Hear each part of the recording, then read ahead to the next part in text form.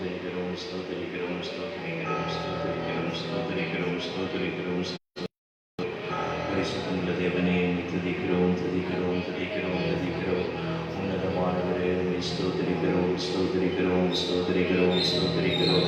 மகிமைக்குரியவரே, துதிக்கிறோம், துதிக்கிறோம், துதிக்கிறோம், துதிக்கிறோம், துதிக்கிறோம். ஹல்லேலூயா, ஹல்லேலூயா. இயேசுவே, எங்கள் கிருபையிலே நல்ல பிதாவே, நன்றியோடு நாங்கள் ஸ்தோத்தரிக்கிறோம். நாங்கள் வாழ்த்தி நாங்கள் கனப்படுத்துகிறோம். ஆண்டவரே, இந்த காலை நேரத்தில் ஆண்டவரே, இந்த நாளிலே உங்களுடைய சமூகத்திலே நாங்கள் கூடி வருவோம், உம்மை ஆராதிக்கவும். தேவனுக்கு கொடுத்த ஸ்நாக்கியத்திற்காக, வாக்கியத்திற்காக நாங்கள் நன்றி சொல்லுகிறோம். ஆண்டவரே, உங்களுடைய ஆராதித்து துதித்து மகிமைப்படுத்தி எங்களுக்கு ரட்சிப்பு கொடுத்து எங்களுக்கு ஜீவனை கொடுத்து கிறிஸ்து எங்களுடைய வாழ்க்கையின் ஜீவனாய் பலனாய் அரணாய் இருந்ததுக்காக நாங்கள் நன்றி சொல்லபடி நாங்கள் வந்திருக்கிறோம். கர்த்தர், இந்த நாள் எங்களை பரிசுத்தமாக்குங்க. ஆண்டவரே, ஆண்டவருக்கு ஆராதனையுடைய துவக்கம் முதல் மொழி மட்டும் நீர் எங்கள் பொறுப்படுத்தி நடத்தும்படியாக நாங்கள் ஜெபிக்கிறோம். உங்களுடைய தேவ கரம் உங்களுடைய பிள்ளைகள் மத்தியில் இருந்து ஆண்டவரே பத்திரத்தோடு பயத்தோடு தேவ சமூகத்தில் வருவதற்கு தேவன் அனுகிரகம் செய்யும்படி நாங்கள் ஜெபிக்கிறோம். எங்களை தொடர்ந்து நடத்தும்படி வேண்டிக் கொள்கிறோம். இயேசுவின் நாமத்தில் ஜெபம் கேட்கிறேன், ஜீவனுள்ள நல்ல பிதாவே, ஆமென். நம்முடைய ரெட்கலர் பாடல் புத்தகத்தில் இருக்கிறதான 210வது பாடல், கிருபையால் நிலை நிற்கிறோம்.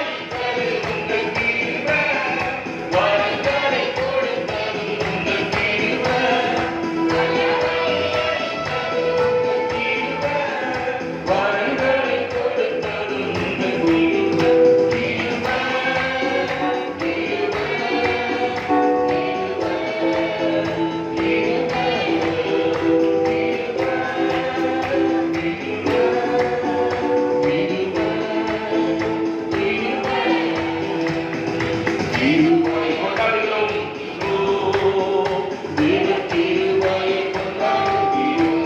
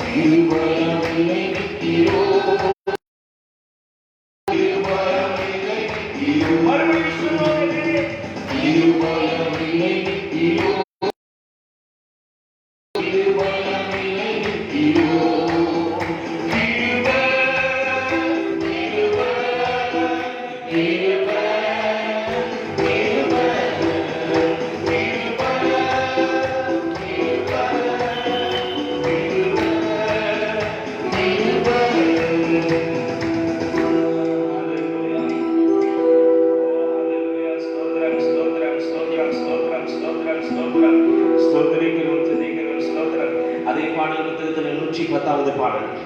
உம்மை ஆராதிப்பேன் என் நாட்கள் முடியும் வரை, என் ஜீவன் பிரியும் வரை, என் சுவாசம் ஒழியும் வரை உம்மையே ஆராதிப்பேன்.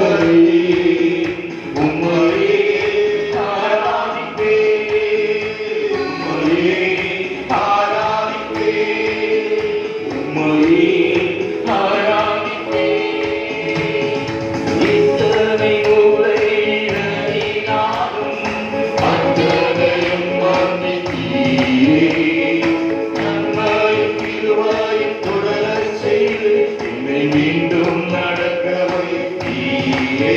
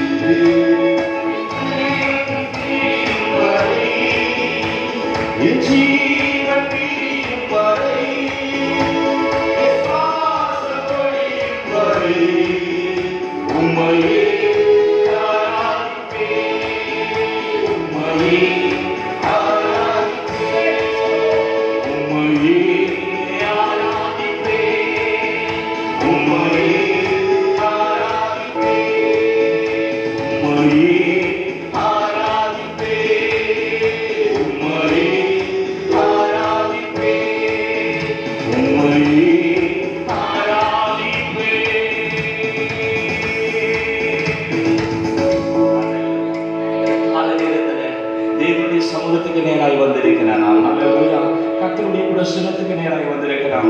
தேவனுடைய நாமத்தை மகிமைப்படுத்த முடியாது வந்திருக்கிறோம். அல்லேலூயா.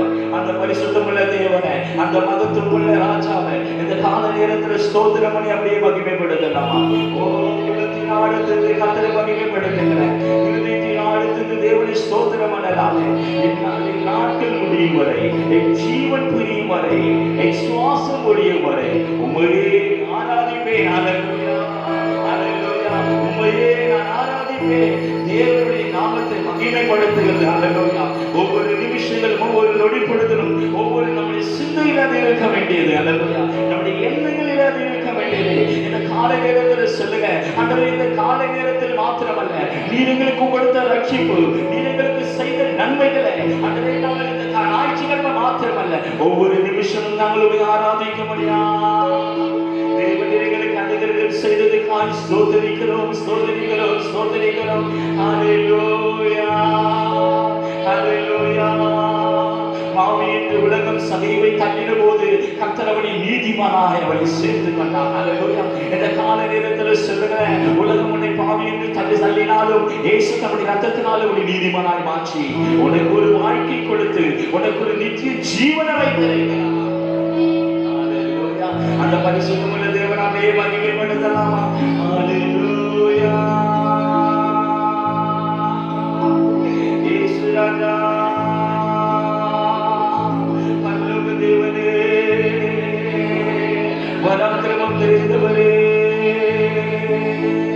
ஹல்லேலூயா. ஸ்தோத்திரம் பண்ணி கர்த்தரை மகிமைப்படுத்து. கர்த்தர் கொடுத்த வாழ்க்கைக்காக, கர்த்தர் கொடுத்த உறவிடத்துக்காக, கர்த்தர் கர்த்தர் கொடுத்த ஜீவனுக்காக, கர்த்தர் கொடுத்த சந்தோஷத்திற்காக, கர்த்தர் கொடுத்த சமாதானத்திற்காக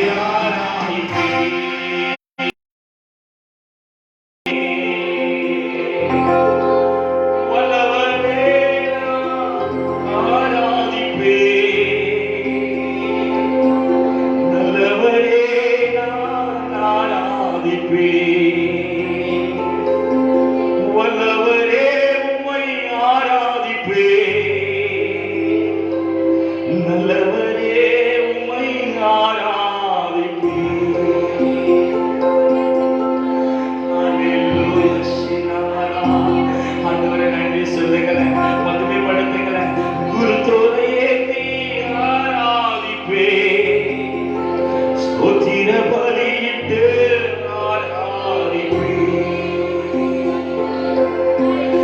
அல்லேலூயா. இயேசுவே, ராஜாவே, மகிமைக்குரியவரே, சிறந்தவரே, சிறந்தவரே. அல்லேலூயா. உள்ளத்தின் ஆழத்திலிருந்து கர்த்தரை மகிமைப்படு. உள்ளத்தின் ஆழத்திலிருந்து தேவனுடைய ஸ்தோத்திரம். உள்ளத்தின் ஆழத்திலிருந்து கர்த்தருக்கு கடந்து செல்லும். உள்ளத்தின் ஆழத்திலிருந்து தேவனுடைய நாமத்தை மகிமைப்படுத்துவோம்.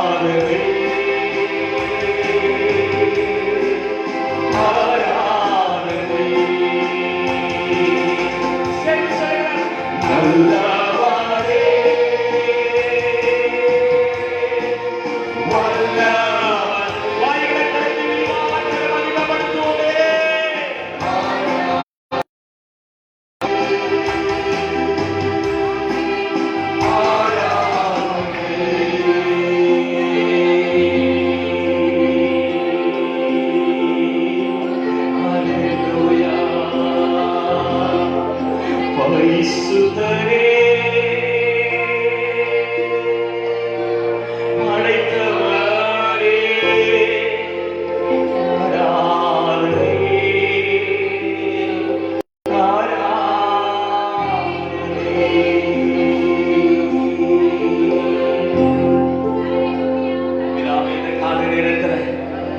எங்களை பரிசுத்த நீர், எங்களுடைய மீட்பர் நீர், எங்களுடைய ஜீவன் நீர், எங்களுடைய பலன் நீர், எங்களுடைய ஞானம் நீர். அல்லேலூயா. எங்களுக்கு எல்லாமா இருந்து எங்களுடைய வாழ்க்கையில எங்கள் நிறைவான தேவனாயிருந்து எங்களை நடத்துகிறதுக்காக நமக்கு நாங்கள் நன்றி சொல்லுகிறோம். இந்த காலை நேரத்தை நீ பொறுப்படுத்தி நடத்தும் இயேசுவின் நாமத்தில் ஜெபம் கேட்கிற ஜீவனுள்ள நல்ல பிதாவே.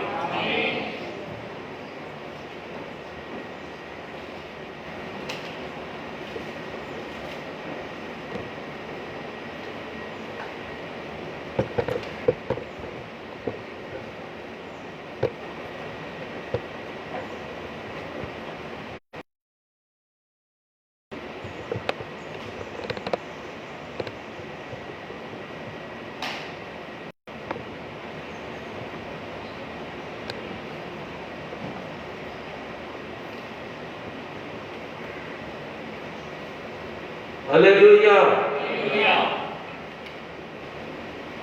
கர்த்தருடைய நாமத்துக்கு மகிமை உண்டாவதாக. இந்த காலையில் கூட நாம கர்த்தருடைய வசனத்தை பார்க்கலாம்.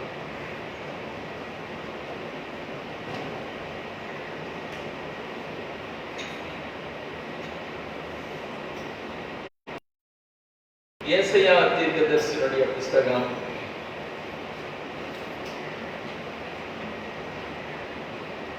28வது அதிகாரம். ஏசாயா 28ஆம் அதிகாரம்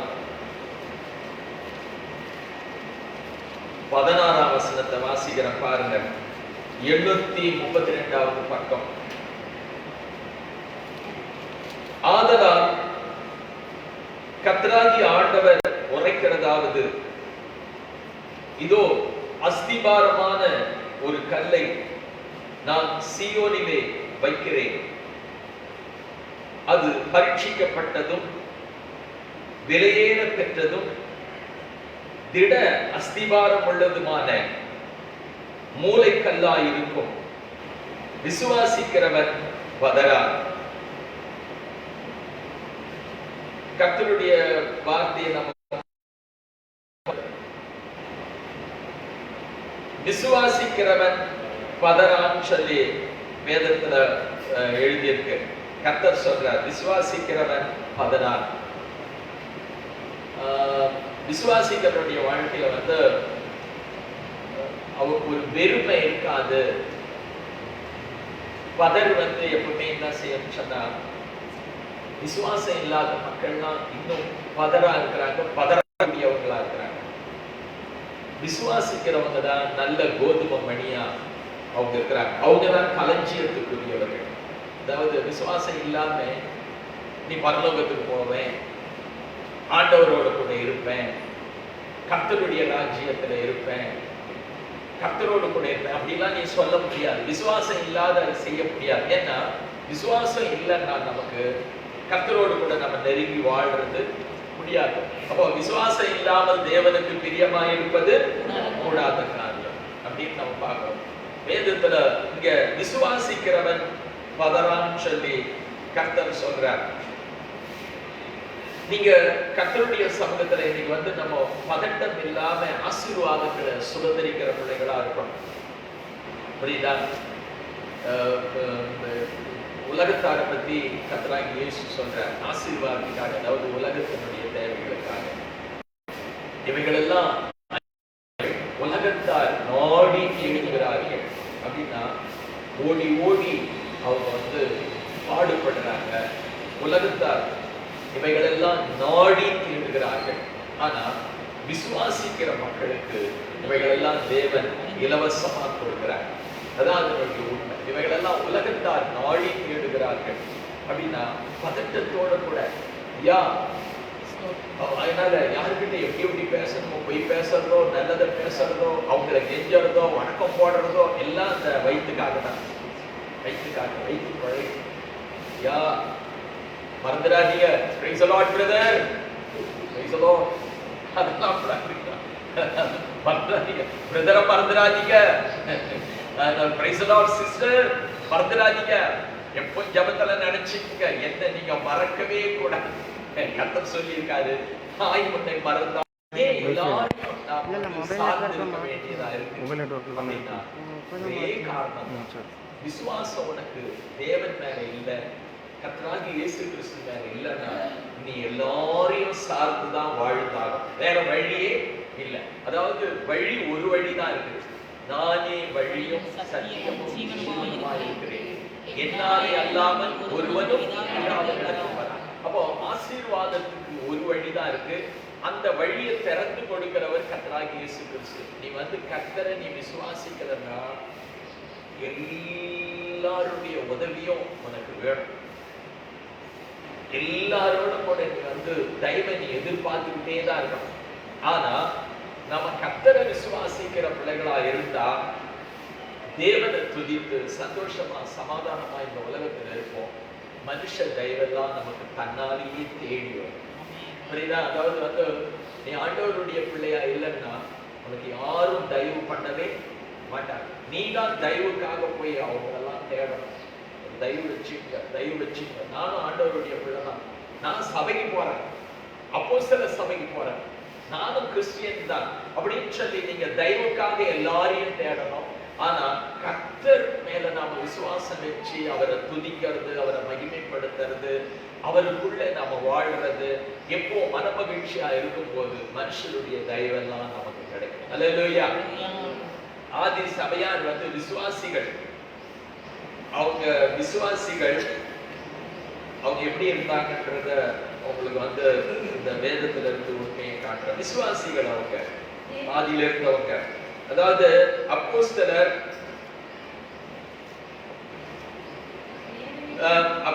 2:44 வாசி.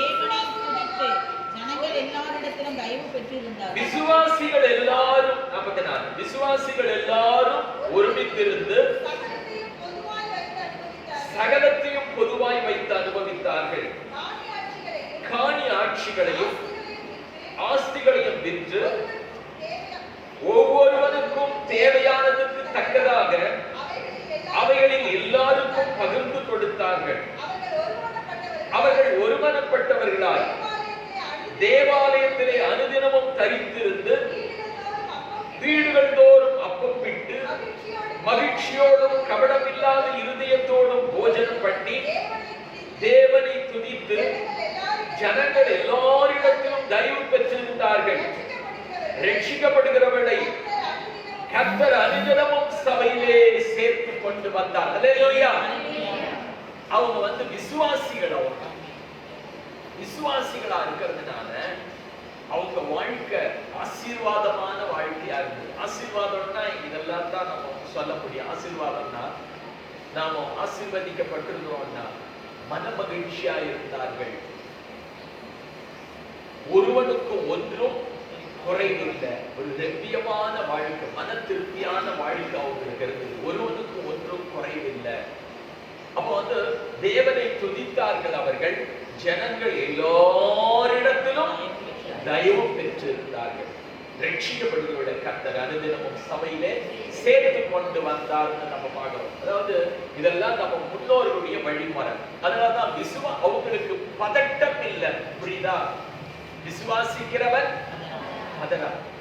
பதட்டம் இல்லாத ஒரு வாழ்க்கையை செய்திருக்கிறார்.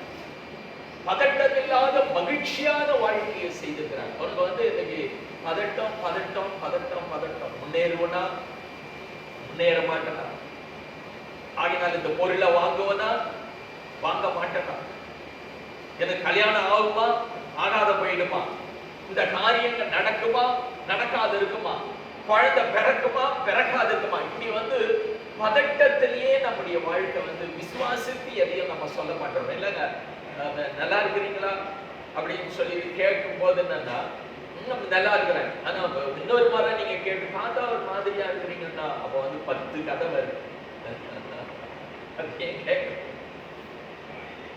அப்போ நல்லா இருப்பீங்களா அப்படின்னு எதிர்காலத்தை குறித்து கேட்டா யாராவது தீர்க்க தரிசனம் சொன்னா நல்லா இருக்கும். மகளே நீ ஆசீர்வதிக்கப்பட்டவளா இருப்பேன்னு யாராவது சொன்னாங்கன்னா அப்போ வந்து நான் நல்லா இருக்கேன். அதாவது உனக்கே நம்பிக்கை இல்லை. அப்போ தாவீது சொல்றான், விசுவாசிக்கிறவன் என் ஜீவனுள்ள நாளெல்லாம் நன்மையும் கிருபையும் என்னை தொடரும், நான் கர்த்தருடைய வீட்டிலே நீடித்த நாட்களாய் நிலைத்திருப்பேன். அவன் சொல்றான், எனக்கு வந்து வருகாலத்துல எல்லாம் நல்லதுதான் நடக்கும். இல்லைன்னா நீங்க கேட்பீங்க, பாஸ்டர் கொஞ்சம் ஜெபிச்சு சொல்லுங்களேன், இந்த பையனுக்கு கல்யாணம் வைக்கிறோம் ஜெபிச்சு சொல்லுங்களேன், இந்த பொண்ணுக்கு கல்யாணம் வைக்கணும்னு இருக்கிறோம் ஜெபிச்சு சொல்லுங்களேன், ஜெபம் பண்ணி சொல்லுங்க.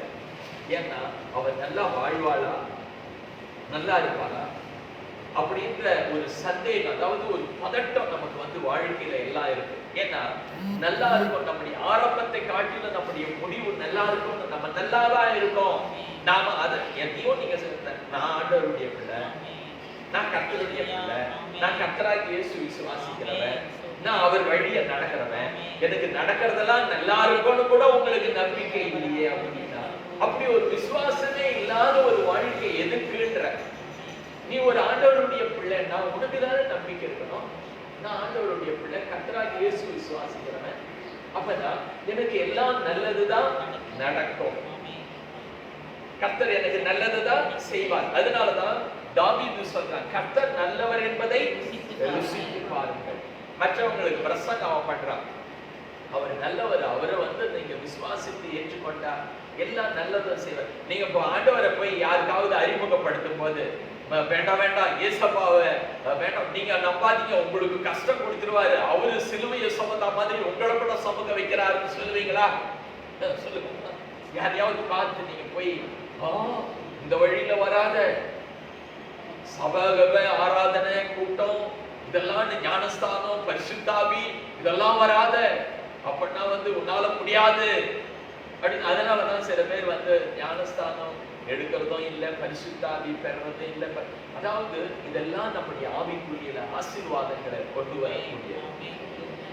ஞானஸ்தானம் எடுக்கணும், பரிசுத்தாவி பெறணும், பரிசுத்தாவினுடைய வரங்களை பெறணும், தீர்க்க தரிசனம் சொல்லணும், அவங்களால அந்நிய பாஷை பேசணும். இதெல்லாம் நாம செய்யும் போது அதனாலதான் வந்து ரொம்ப ஓவரா போக கூடாது. நம்ம பக்தியில ஓவரா போனா அதுக்கப்புறம் நமக்கு என்ன செய்யும் சோதனை. அது மாதிரி சில பேர் சொல்றது என்னன்னா, நெருங்கி நெருங்கி போகும்போதுதான் நமக்கு ரொம்ப கஷ்டம் வரும் தெரியுமா.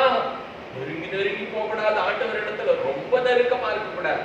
நான் கூட ஞானஸ்தானம் எடுக்கும்போது ஒரு 2-3 கேள்விங்க பாட்டிங்க, வயசான அம்மாவும், என்னடா இது, நான் ரொம்ப சந்தோஷமா ஞானஸ்தானத்தை பத்தி எனக்கு தெரியாது, முதல்ல ஆண்டவருக்கு ஒப்பு கொடுத்து ஏசப்பா உங்க ரத்தத்தினால கழுவுங்க, நான் உங்க பிள்ளையா இனிமே இருப்பேன், என் பாவத்தை பண்ணீங்க, என்னை வந்து உங்க வழியில நடத்துங்க அப்படின்னு சொல்லி ஒப்பு கொடுத்து ஆண்டவர் இடத்துல மன்னிப்பு கேட்டு அர்ப்பணித்து வேத புஸ்தகத்தை ரொம்ப வாஞ்சியா வாசித்து இப்படிலாம் பண்ணும்போது அதுக்கப்புறம் ஞானஸ்தானத்தை பத்தி தெரிஞ்சுக்கிட்டேன். என்ன அதுல ஞானஸ்தானத்துல நான் அந்த குறிக்கோள் எதுக்கு அப்படின்றத அதை நான் எடுத்தா என்ன நல்லது அப்படின்றத நான் புரிஞ்சுக்கிட்டேன்னா, அதாவது நீங்க மனம் திரும்பி ஞானஸ்தானம் பெறும்போது பரிசுத்த ஆவியினுடைய வரத்தை பெறுவீங்க. இப்ப நம்ம நல்லா தான் இருக்கிறோம், ஆண்டவர் நமக்கு பாவத்தெல்லாம் மன்னிச்சுட்டாரு, நமக்கு வந்து சந்தோஷம் கொடுத்துட்டாரு, சமாதானம் கொடுத்துட்டாரு, நல்லா இருக்கு உள்ளோம். ஆனா நமக்கு வந்து தெய்வ வல்லமை இன்னும் கிடைக்குமா? சந்தோஷம் கொடுத்துட்டாரு, ரட்சிக்கப்பட்டோம், ஆண்டவர் பாவத்தை மன்னிச்சுட்டாரு, நிம்மதியா இருக்கு, எல்லாம் ஆன உடனே எனக்கு என்ன ஆகுதுன்னா, அப்ப வந்து நமக்கு வந்து எக்ஸ்ட்ரா பவர் தேவனுடைய வல்லமை கிடைக்குமா? அந்த பரிசுத்த ஆவியினுடைய வல்லமை நமக்கு வந்ததுன்னா நம்ம வேலையை எளிதா செய்ய முடியுமா? முதல்ல வேலையை பத்தி தான். நான் ஒரு தொழிலாளி, கடுமையான உழைப்பாளி, நான் வந்து 8 மணி நேரம் நின்று வேலை செய்யணும். இதே மாதிரிதான் அதனால லேத்துல வேலை செய்யறது, இப்படியே நின்று வேலை செய்யறது, இதுக்கு மேல வந்து ஓட்டி கொடுக்குறாங்க, அதுலயே நான் சோர்ந்து போறேன். இப்போ வந்து எனக்கு 24 வயசு ஆகுது. அப்போ வந்து நான் நினைக்கிறேன், பரிசுத்த ஆவியினுடைய வல்லமை வந்திருக்குன்னா இந்த வேலையை சாதாரணமா நம்ம செய்யலாம். ஏன்னா அந்த கடவுளுடைய பலன் வந்திருக்குன்னா அப்போ வேலை செய்யறது நமக்கு ஈஸியா இருக்கும், குடும்பம் நடத்துறதுக்கு. அப்ப வந்து ஞானஸ்தானம் எடுக்கும் போதே 2 குழந்தை, புரியுதா? வந்து அப்ப ஞானஸ்தானம் எடுக்கப்பா அப்படின்னா சின்ன வயசுலயே இவ்வளவு பெரிய குடும்பம் இருக்கு எனக்கு. அதனால 24 வயசு தான் ஆகுது, 2 குழந்தை இருக்குது, அப்புறம் ரட்சிக்கப்பட்டாச்சு, ஞானஸ்தானத்தை பத்தி தெரிஞ்சுக்கிட்டாச்சு. ஞானஸ்தானம் எடுத்தா பரிசுத்தாவினுடைய வல்லமை கிடைச்சு இந்த வேலையை எளிதா செய்யலாம். இந்த குடும்பத்தை ஏன்னா ஒரு குழந்தை இருக்கும் போதே உபத்திரவம் தாங்க முடியாம சாவா வாழ்வா சாவா ஓடி போலாமா குடும்பம் நடத்தலாமா அப்படின்ற ஒரு நிலையில இருக்கு ஒரு குழந்தை இருக்கும் போதே. அதனால இப்ப 2 குழந்தை ஆயிடுச்சு. இப்ப எனக்கு என்ன வந்து தைரியம் வந்துட்டுன்னா, நமக்கு வந்து பரிசுத்தாவி மட்டும் கிடைச்சிருக்குன்னா இந்த குடும்பத்தை நல்லா நடத்தலாம். அதனால இந்த வேலையை எளிதா செய்யலாம், இந்த வாழ்க்கை செய்ய முடியும். அதனால பரிசுத்தாவி ஏன் ஞானஸ்தானம் எடுக்க போறேன்னா, நான் ஞானஸ்தானம் எடுத்து ஆண்டவரை விசுவாசித்து கர்த்தராகிய இயேசு கிறிஸ்துவை நான் விசுவாசித்து ஞானஸ்தானம் எடுத்தா பரிசுத்தாவி எனக்கு கொடுப்பார். அல்லேலூயா. அதே வாஞ்சை அப்படிதான். நான் ஒரு தொழிலாளி, 1000 கஷ்டம் இருக்கு எனக்கு, அதெல்லாம் மனசுல வரவே இல்லை. பிள்ளைங்களுக்கு வருமானம் என்ன, பிள்ளைங்களுக்கு நல்ல வீடு இருக்குதா, நல்ல படுக்க இருக்குதா, அதெல்லாம் வரல எனக்கு. அதாவது நம்ம ஞானஸ்தானம் எடுத்துக்கணும், பரிசுத்த ஆவியை நாம பெற்றுக்கொள்ளணும். அப்போ பரிசுத்த ஆவியை பெற்றா கர்த்தருடைய இந்த அபிஷேகத்தை மேல வந்தா நாம வந்து இந்த வாழ்க்கையை எளிதா நாம வாழலாம், வேலையை எளிதா செய்யலாம், குடும்பத்தை எளிதா நடத்தலாம். அப்ப பரிசுத்த ஆவியினுடைய வல்லமையை பெற்றுக்கொள்ளணும்னு சொல்லிட்டு அதுக்கு ஜெபம். அதாவது நீங்க வந்து அந்த கஷ்டத்துல போய் பாஸ்டர் கிட்டலாம் நான் தலையை கொடுக்கும் போதெல்லாம் சொல்லுவேன். ஒரு முறை தலையை கொடுக்கும் போது இந்த மாதிரி எங்களுடைய கஷ்ட நிலையெல்லாம் பார்த்துட்டு அங்க இருக்கிற பாஸ்டர் மனைவி கூட்டிட்டு போயிருக்கிறேன்.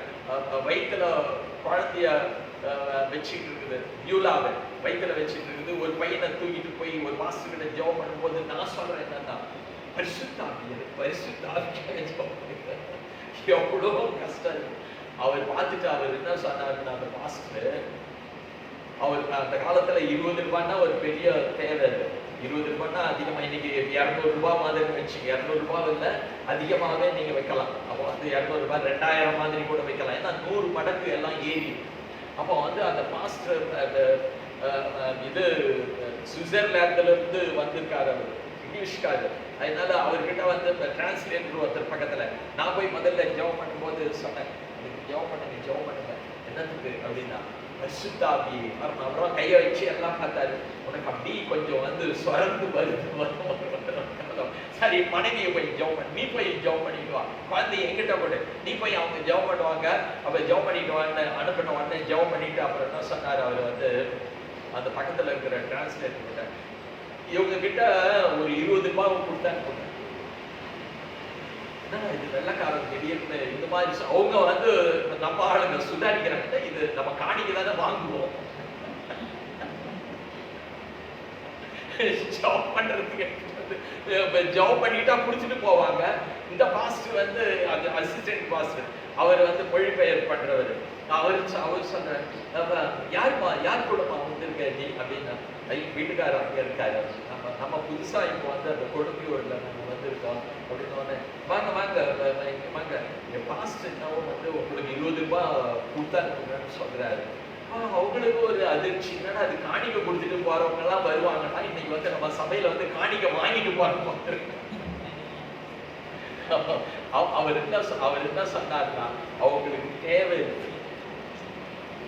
என்ன சம்பவிக்குது. அதாவது வந்து நான் என்ன செய்யறேன்னா, இந்த ஆலன் மாரிஸ் அவர் பேரு, அவர் வந்து அவர் வந்திருக்காரு, அவர் இந்த கொடுங்கியூர்ல அந்த சபைக்கும் வருவாருன்னு சொன்ன உடனே நான் என்ன செய்யறேன்னா, ஒரு 20 ரூபாவை சேர்த்து வச்சிருந்தேன். எதுக்குன்னா, நமக்கு காணிக்க தசம்பாகம் எல்லாம் தெரியாது, புதுசா நம்ம போறோம்ல சபைக்கு, ஒரு 20 ரூபாவை சேர்த்து வச்சிருந்தேன். என்னத்துக்கு சேர்த்து வச்சதுன்னா, அந்த பாஸ்டர் வந்து இங்க பிரசங்கம் பண்ணாருன்னா அவருக்கு ஏதாவது ஸ்வீட் ஏதாவது வாங்கி எடுத்துட்டு போய் கொடுக்கணும் அப்படின்னு சொல்லிட்டு நான் வச்சிருந்தேன். மனைவியை நாங்கள் வந்து சைக்கிள்ல போன உடனே மனைவியை கூப்பிட்டா, ஒரு 6-7 கிலோமீட்டர் தூரத்துல இருக்கிறேன். மனைவியை கூப்பிட்டா மனைவி நான் சொல்றேன், எனக்கு வந்து அந்த கூட பின்னுற ஒயர் வாங்கி கொடுக்குறியா, நானும் வரேன் கூட அப்படின்னு. அங்க பஷாகத்துல வாங்கி கொடுக்குறியா, சரி. அப்ப என்னடா அது, நம்ம வச்சிருந்த காசு வந்து பாஸ்டருக்கு வந்து ஏதாவது செய்யலான்னு வச்சிருந்தோம், வந்து ஒயர், சரி இந்த ஆத்மாவை ஆதாயப்படுத்துறதுக்கு ஒயர் வாங்கி தான் கொடுத்தான். ஞானஸ்தானம் எடுக்கல. அவ வந்து சரி நான் உங்களுக்கு ஒயர் வாங்கி தரவா, பிளாஸ்டிக் ஒயர் வாங்கி தரவா அப்படின்னு கூட்டத்தில். அதாவது எனக்கு என்ன தேவை என்பதை அந்த நாள்லயே கர்த்தர் அறிந்திருந்தாங்க. அந்த நாள்லயே மனுஷ தயவு கிடைச்சு. இப்படிதான் இதெல்லாம் புரிஞ்சுக்கணும். எனக்கு என்னது தேவை. அப்போ நான் வந்து எண்ணி பார்த்தேன். அதாவது நம்ம போட்ட கணக்கின்படி சரியா எல்லாம் கர்த்தருக்கு நம்ம செய்யணும்னு நினைச்சிருந்தோம். அது செய்ய முடியாத ஒரு இடையூறா பரவாயில்ல, அது பரவாயில்ல. ஆனா ஒரு ஆளை கூட்டிட்டு போய் சத்தியத்தை நம்ம கேட்க வைக்கிறது நல்லதுன்னு சொல்லி கூட்டிட்டு போனோம். அந்த நாம என்ன நினைச்சோமோ அந்த காரியத்தை, அதே காரியத்தை நான் செய்தோம். ஊழியர் செய்யற சகோதரர்கிட்ட சொல்லி அவருக்கு வந்து பாஸ்டர் அவரும் அதே மாதிரி வந்தார். அவருக்கு ஏதாவது நீங்க வந்து வாங்கி கொடுங்க பண்ணுங்க அப்படின்னு சொல்லி சொன்னேன். அப்போ கர்த்தருக்குன்னு நாம செய்யணும்ன்றத கர்த்தர் எப்படி அறிந்திருக்கிறாருன்னு பாருங்க. கர்த்தருடைய ஊழியக்காரரிடத்துல இருந்தே நமக்கு வருது. அல்லேலூயா. இதெல்லாம் தெய்வீக வழிமுறை. ஏன்னா அதாவது அதுதான் அவங்க சொல்றாங்க. அதாவது அவர்கள் எல்லாம் விசுவாசிகள் எல்லாரும் ஒருமனப்பட்டவர்களாய் இருந்தார்கள். தேவனை துதித்து ஜனங்கள் எல்லாரிடத்திலும் அவர்கள் தயவு பெற்றிருந்தாங்க. உன்னை தேடி கர்த்தர் வந்து ஆட்கள் அனுப்புவார். நீ ஒரு விசுவாசியா இருந்தா பதட்டம் அடைய தேவையில்லை. உன்னை தேடி வேலை வரும், உன்னை தேடி மாப்பிள்ளை வருவான், உன்னை தேடி பொண்ணு வரும், உன்னை தேடி எல்லா ஆசீர்வாதங்கள் வரும். ஏன்னு சொன்னா நான் விசுவாசிக்கிறதுனால பதட்டம் இல்லாம கர்த்தரையே பற்றி கொடுத்தா எல்லா நன்மைகளும் நமக்கு பரலோக தேவனிடத்துல இருந்து மனுஷரிடத்துல இருந்து கிடைக்கும். அல்லேலூயா. இதெல்லாம் புரிஞ்சுங்க.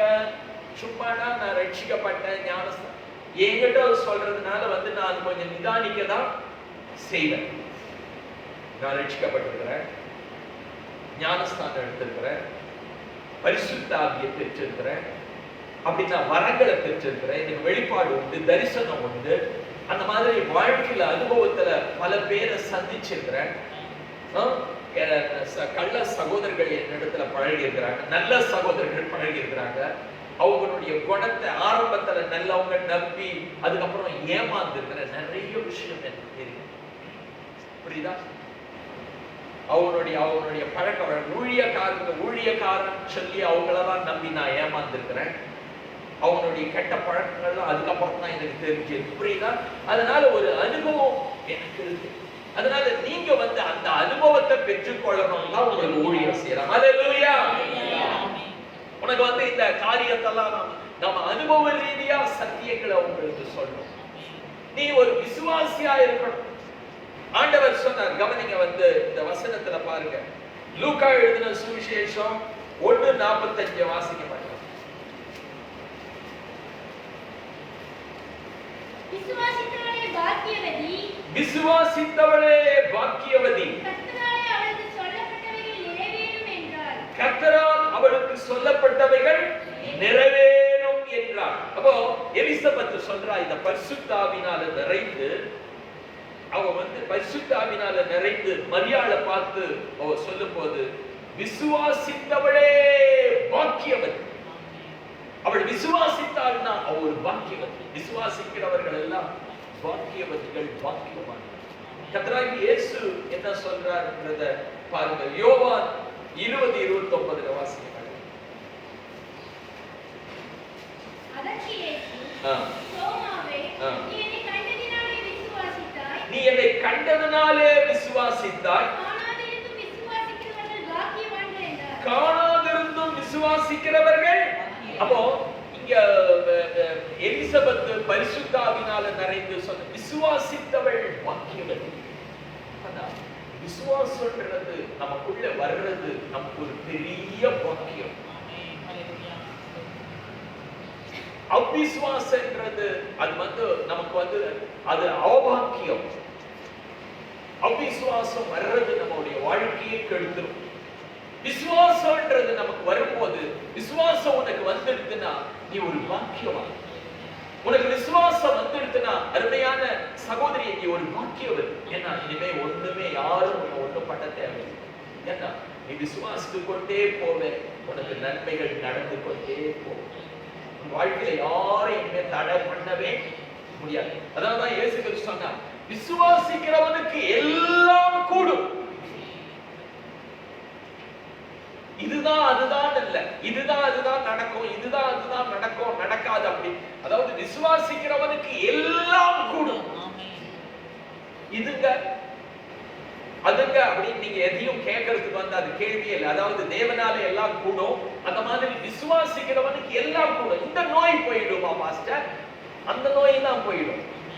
எந்த நோய்? உள்ள இருக்கிற நோய் போயிடுமா, வெளியில இருக்கிற நோய் போயிடுமா, கஷ்டம் போயிடுமா, ஞானம் வந்துடுமா, அறிவு வந்துடுமா, வாழ்க்கையில மாற்றம் வந்துடுமா? விசுவாசிக்கிறவனுக்கு எல்லாம் கூடும். ஹல்லேலூயா சொல்லுங்க, கைகளை உயர்த்தி.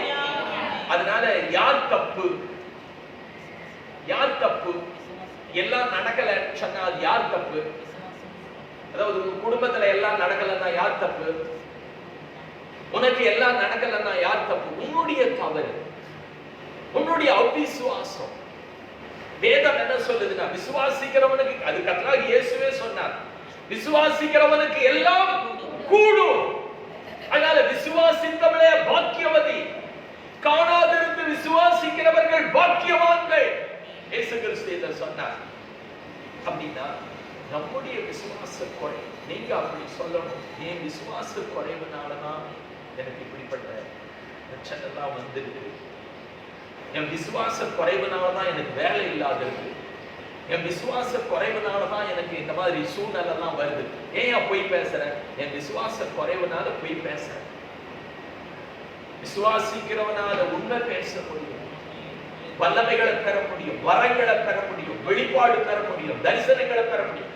விசுவாசிக்கிறவனுக்கு நித்திய ஜீவனே உண்டு. கர்த்தராகிய இயேசு சொன்னார், என்னிடத்துல விசுவாசமா இருக்கிறவனுக்கு நித்திய, அதாவது தொடர்ந்து வாழக்கூடியவனா இருக்கிறான் விசுவாசிக்கிறவன். அதனால நம்முடைய வாழ்க்கையில வந்து நாம நல்ல கர்த்தரை விசுவாசிக்கிற பிள்ளைகளா இருப்போம். கர்த்தர் நம்மை ஆசீர்வதிப்பார். பதட்டம் இல்லாத இந்த உலகத்துல இன்னைக்கு கொரோனா வந்திருக்குது, எல்லாருக்கும் பதட்டம் இருக்குது. புரியுதா? பாஸ்டருக்கு வந்து என்ன செய்யறாங்கன்னா, இப்போ பாஸ்டர் வந்து அதுக்கு மேல இங்க வர வேண்டாம்ன்றாங்க, வேலி போட்டுறாங்க. இந்த பக்கம் வரவே வராதீங்க, அங்கேயே நில்லுங்க, அப்படியே போகும். முன்னாடி பாஸ்டருக்கு வந்து கை கொடுக்கறது, நம்ம சபையில தான் வந்து கை கொடுக்கறது, பேசுறது, பண்றது, அதெல்லாம் அப்படியே இருந்து அப்படியே போயிடும். அப்புறம் வந்து இடைவெளி விட்டுப்பாங்க, ஒன்னா நின்று பேசாதீங்க, தனித்தனியே இருங்க அப்படின்ற அந்த மாதிரி ஒரு அச்சத்துக்குரிய நாளுக்கு வந்து இப்படிதான். அதாவது இந்த மாதிரி வந்து அரசாங்கம் வந்து பயன்படுத்துது. ஆகினால அந்த மாதிரி சில பேர் கேட்டா வந்து நிறைய பேர் இறந்துகிட்டே இருக்கிறாங்க. அப்படிப்பட்ட இந்த உலகத்துல நாம் இருக்கும்போது விசுவாசம் இல்லாத நாம் எப்படி பழைக்க முடியும்? விசுவாசத்தினாலே நீதிமான், நீதிமானே விசுவாசத்தினால்தான் பழைப்பான். நீதிமான் அவன் நீதி செய்கிறவன், நீதிமான் நித்திய கீர்த்தி உள்ளவன். நீதிமான்கள் மேல கர்த்தருடைய கண்கள் நோக்கமா இருக்கு. அவனுடைய கூப்பிடுதலுக்கு வேண்டுதலுக்கு அவர் கவனமா இருக்கிறார்.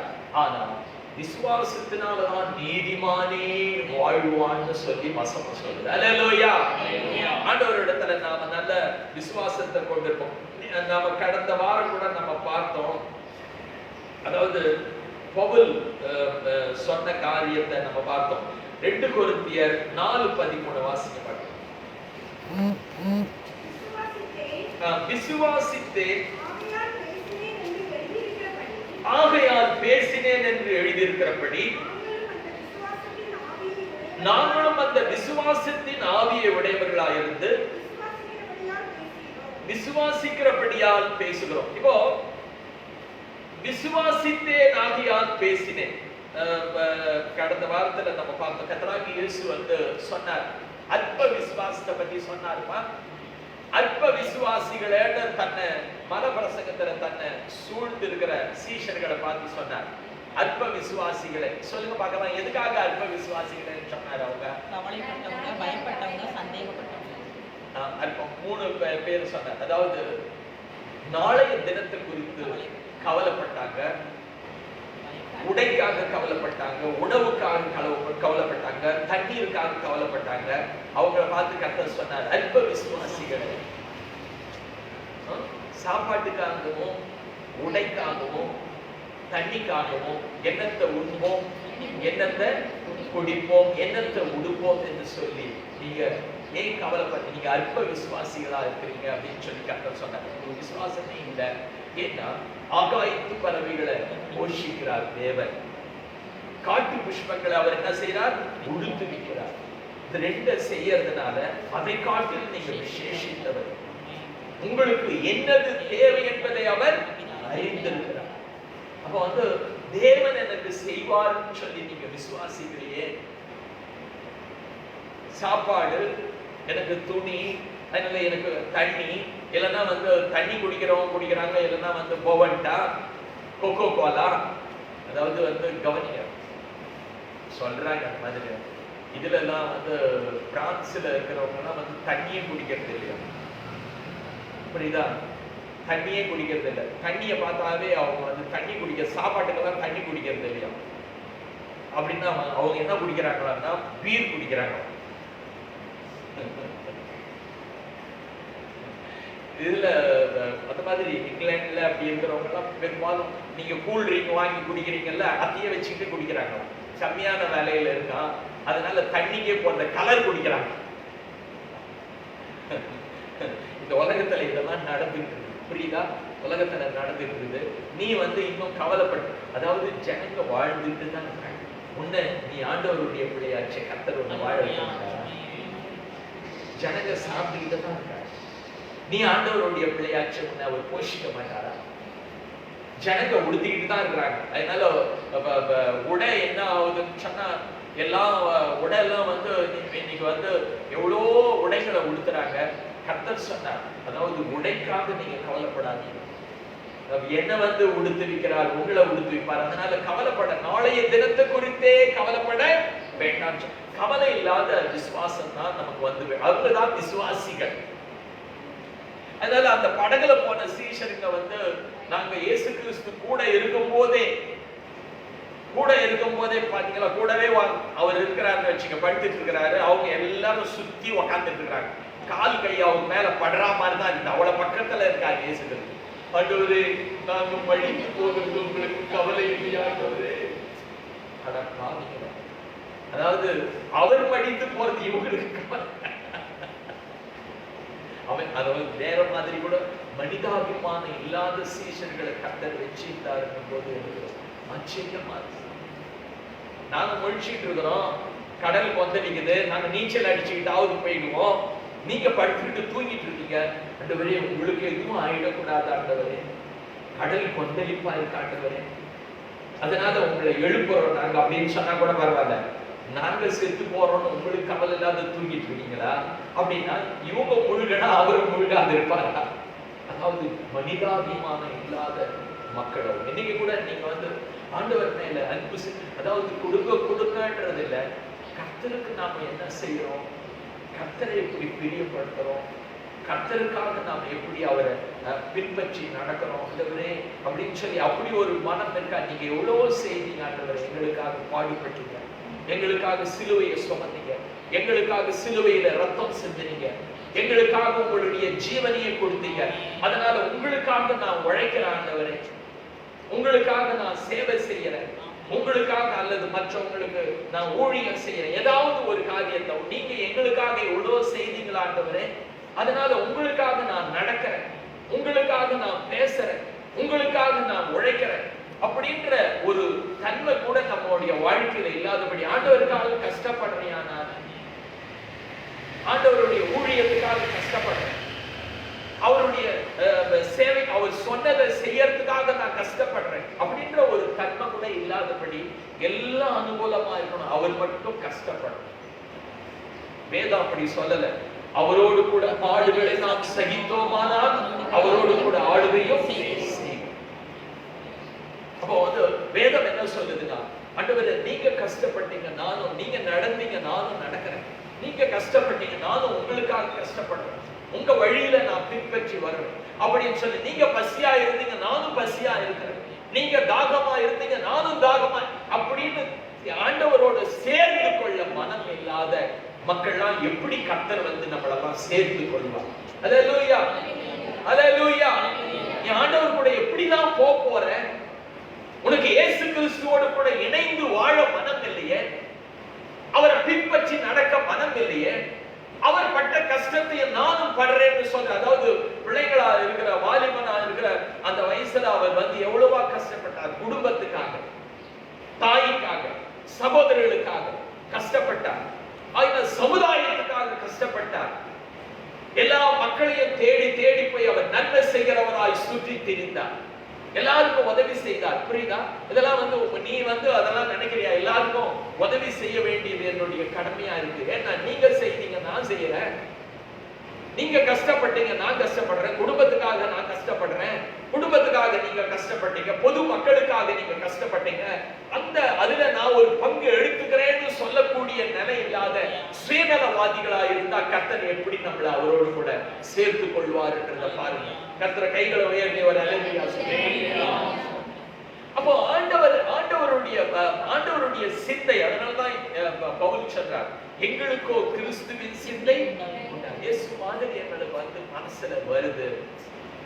அவரை மாதிரி வாழணும்னு வருது, அவரை மாதிரி பேசணும்னு வருது, அவரை மாதிரி சிந்திக்கணும்னு வருது, அவரை மாதிரி நடக்கணும்னு வருது. இவங்க எல்லாம் தேவனால பிறந்ததுனால, விசுவாசிகள் ஆனதுனாலே இதெல்லாம் வருது. விசுவாச ஆவிய உடையவர்களா இருக்கிறதுனால இதெல்லாம் வருது. இவங்க ஒரு அவிசுவாசியா இருந்தால் இதெல்லாம் வராது. இன்னைக்கு அவிசுவாசிகளுக்கு இயேசுவை போல நடக்கணும், பேசணும், வாழணும். ஏன்னா விசுவாசம்ன்றது பற்றி பிடிச்சுக்கிறது. அப்படி அவரை பற்றி நம்ம பிடிச்சுக்கிட்டா அவருடைய அந்த அதுக்குள்ள இருக்கிற வல்லமை, அதுக்குள்ள இருக்கிற அறிவு, அதுக்குள்ள இருக்கிற ஞானம், அதுக்குள்ள இருக்கிற சுகம், அதுக்குள்ள இருக்கிற பலம், அதுக்குள்ள இருக்கிற எண்ணம் எல்லாம் நமக்கு வரும். அல்லேலூயா. விசுவாசத்தை பிடிச்சிக்கிறது ஆண்டவரை. நீங்க வந்து ஒரு கரண்ட் ஒயரை போய் பிடிச்சீங்கன்னா எப்படி உங்களுக்கு விசுவாசத்தை பிடிச்சிக்கிட்டீங்கன்னா அது நேரா உள்ள பாய்ச்சி வரும். அந்த மாதிரி தெய்வீகத்தை போய் நம்ம ஆண்டவரை பிடிச்சிக்கிட்டா அந்த எண்ணம், சிந்தனை, அந்த மாதிரி அவரை போல பேசணும், நடக்கணும், சிந்திக்கணும், வாழணும் எல்லாம் நமக்கு வரும். அல்லேலூயா. கர்த்தருடைய பிள்ளைகளா இருக்கிற நாம இன்னைக்கு ஆண்டவருடைய சமூகத்துல நாம விசுவாசிக்கிற பிள்ளைகளா, விசுவாச மார்க்கத்தாரா நாம் இருந்து ஆசீர்வதிக்கப்படுவோம். கர்த்தர் நம்மை ஆசீர்வதிப்பார். கவனிங்க, உங்களுக்கு அந்த 3 காரியத்தை கர்த்தர் சொன்னார். அற்ப விசுவாசிகளை அதை வந்து நாம இன்னைக்கு மாத்திக்கிறதுக்கு வழிகள் உண்டு. நாம அற்ப விசுவாசியா இருக்க வேண்டிய அவசியம், நீ வந்து கவலைப்படுறவனா இருக்க வேண்டிய அவசியம் இல்லை, பயப்பட வேண்டியவனா இருக்க வேண்டிய அவசியம் இல்லை, நீ சந்தேகப்பட வேண்டியவனா இருக்கிற அவசியமும் இல்லை. அதுக்கு வழியெல்லாம் செய்து வச்சிருக்கிறார் கர்த்தர். ரோமர் முதலாவது பாருங்க, ஆபிரகாமுடைய இந்த வாழ்க்கையை பத்தி பார்த்தோம்னா ரோமர் 4ஆம் அதிகாரம்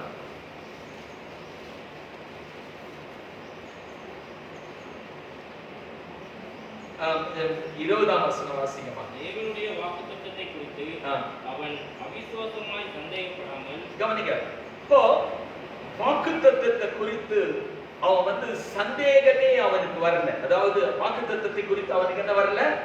சந்தேகமே வரல. சந்தேகமே வராதபடி, அதாவது நம்புறான். இப்போ கர்த்தர் வந்து காணக்கூடாதவர் தேவன். இப்போ நம்ம வந்து காண்கிறத நம்ப வேண்டியது என்ன? இன்னைக்கு நம்ம எல்லாம் வந்து இருக்கிற எல்லாரும் விசுவாசித்து நடக்கிறவர்கள். எப்படிப்பட்டவங்க? தரிசித்து நடக்கிறவங்க. இப்போ இயேசு கிறிஸ்து உங்க மத்தியில இருப்பேன்னு சொன்னார். அவரை நீங்க கண்ணில பார்க்கவே முடியாது. ஆனா நாம என்ன நினைக்கிறோம்னு சொன்னா, கண்ணில பார்க்க தேடி கண்டுபிடிக்க முடியாது நீ எங்க இருக்கிறார் அப்படின்னு சொல்லிட்டு. இங்க எந்த இடத்துல இருக்கிறார் கர்த்தர்னு. ஆனா நாம விசுவாசிக்கிறோம். நான் அவரை பார்க்கல, ஆனா கர்த்தர் இங்க இருக்கிறார். கர்த்தராகிய இயேசு இங்க இருக்கிறார். அப்ப வந்து நாம வந்து விசுவாசித்து நடக்கிறவர்கள். எதையும் நம்ம பார்க்கல, எதையும் பார்க்கல, ஆனா ஆண்டவர் இடத்துல வந்து நாம ஜெபம் பண்றோம். விசுவாசம் உள்ள ஜெப பிணியாளியை ரட்சிக்கொண்டா ஒரு நோயாளியை வச்சுக்கிட்டு ஆண்டவர் இடத்துல ஜெபம் பண்றோம். ஜெபம் பண்ண உடனே அவங்களுக்குள்ளே ஒரு மாற்றத்தை தான் நம்ம பார்க்கணும். அவரை பார்க்கல. அதனாலதான் வாக்குத்தத்தங்களை ஆபிரகாம் எப்படிப்பட்டவன்னா சந்தேகம்ன்றதே அவனுக்கு கிடையாது. சந்தேகமே கிடையாது. அவருடைய சத்தம் வருது, வார்த்தை வருதுன்னா அப்படியே அவரை விசுவாசிக்க கூடியவன் அவன் இருக்கிறான். புரியுதா? சந்தேகப்படாம நீங்க அந்த வழிமுறையை பாத்தீங்கன்னா நல்லா இருக்கும். பாருங்க, ஆதியாகம புஸ்தகம் 17 அதிகாரம் 1-6 வரைக்கும். ஆபிரகாம் 99 வயதான போது ஆபிரகாம் 99 வயதான போது